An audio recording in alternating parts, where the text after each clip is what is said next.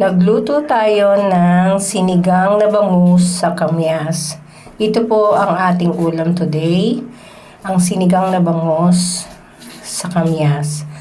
So yan po, may 1 piraso akong bangus at yan ay aking pinahiwa ng 5 piraso.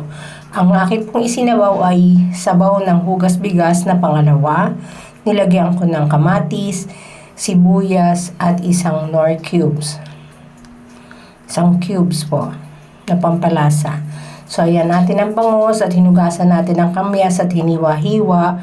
Isinabay na natin sa pagpapakulo at pag kumulo na yan ng mga 5 minuto, hahanguin na natin siya at liligisin.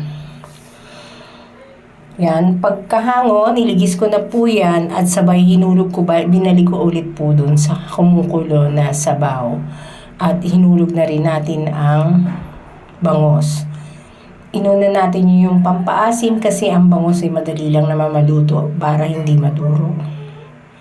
At nilagyan natin ng 5 pirasong okra kasi wala tayong nabiling talong at labanos. Napakamahal po ngayon ng mga gulay, kaya talbos na lang ng kamote, ng kangkong at saka ating okra. So yan po, nilagyan ko po yan ng patis. Yun na lang po ang pinanimplang ko instead na asin. Yan po ang ating ulam ngayon. Marami pong salamat. Follow for more. Please subscribe to Jocelyn Joy Santos profile.